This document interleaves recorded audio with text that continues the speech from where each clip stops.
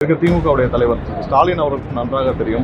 அவருக்கு காங்கிரஸ் மட்டும் இல்லை என்றால் திமுகவால் அதிகபட்சம் 25 தொகுதியை தாண்ட முடியாது. திமுகவிற்கு தமிழக வெற்றி கழகத்தை பார்த்த பெரிய பயத்தில் எல்லாரையும் கூட்டணியில் சேர்த்துட்டு இருக்காங்க. நீங்க வந்து தேமுதிகவை சேர்த்ததுலேருந்து நீங்க பார்த்துருக்கலாம். தேமுதிக வந்து எந்த காலத்திலேயாவது திமுகவோட சேர்த்ததுன்னு யாராவது நினைச்சு கூட பார்த்துருக்க மாட்டோமா? நம்ம எல்லாருக்கும் ஒரு வேண்டுகோள், கண்டிப்பாக தனிப்பட்ட குறித்து யாரும் பேச வேண்டாம். இல்லை அது பேச வேண்டாம்னு கேட்கிறோம். தவிர்க்க வேண்டும் என்று தாழ்மையுடன் கேட்டுக்கொள்கிறேன். வேற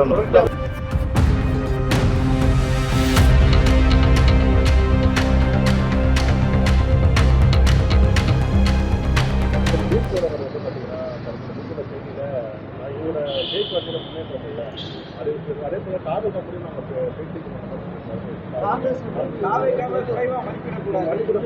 இல்ல, அதாவது தமிழக வெற்றி கழகத்துடைய கள நிலவரம் என்னன்றதான் திரு கிரீஷ் அவர்கள் வந்து அன்னைக்கு சொல்லியிருக்கிறார்.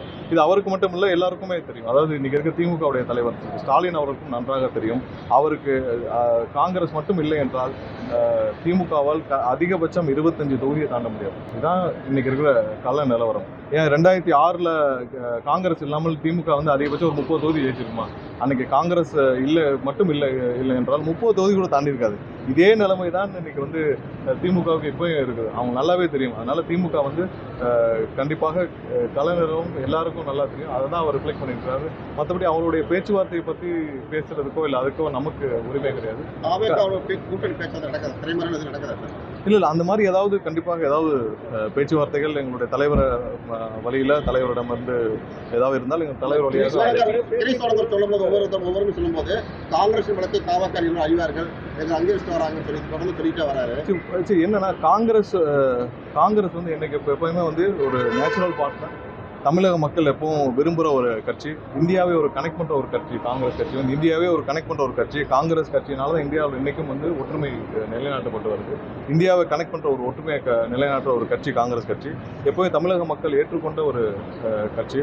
கண்டிப்பாக காங்கிரஸ் கட்சி இத்தனை வருஷம் 25 வருஷம் கிட்ட வந்து திமுகவோட கூட்டணியில் இருக்காங்க. அவங்க கடைசியாக கேட்குறது வந்து அவங்களுக்கு வந்து ஒரு பேசிக் மரியாதை வேணும்னு கேட்குறாங்க. அவங்க ஒன்று கான்ட்ராக்ட் கமிஷன்லாம் கேட்கல. ஸோ அந்த மரியாதை கூட இல்லாத பட்சத்தில் இப்படி ஒரு சூழ்நிலை ஏற்பட்டிருக்கு. இந்த சூழ்நிலை ஏற்படுத்த வேற யாரும் இல்லை, திமுக தான். திமுகவுடைய அமைச்சர் ராஜகண்ணப்பனும் அவங்களுடைய மாவட்ட செயலாளர் கோ தளபதி இவங்க எல்லாம் சேர்ந்து தான் இப்படி ஒரு சூழ்நிலை ஏற்படுத்தினாங்க.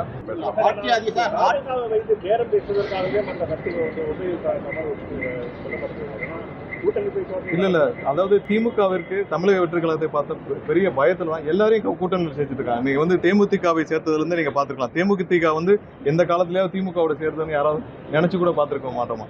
ஸோ அந்த மாதிரி திமுக ஒவ்வொரு நாளும் எங்கள் தமிழக வெற்றி கழகத்தோட ரிப்போர்ட்டை பார்க்குறாங்க, சர்வேயை பார்க்குறாங்க.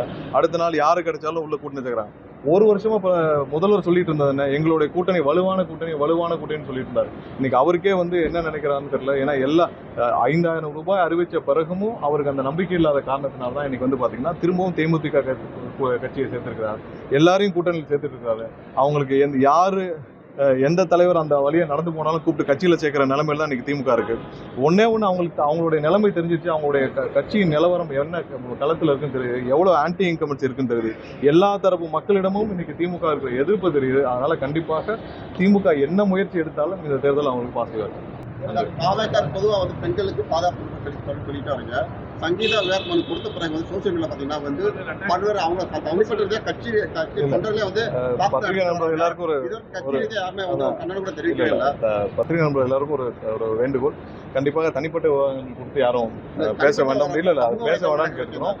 தவிர்க்க வேண்டும் என்று தாழ்மையுடன் கேட்டுக்கொள்கிறேன். வேற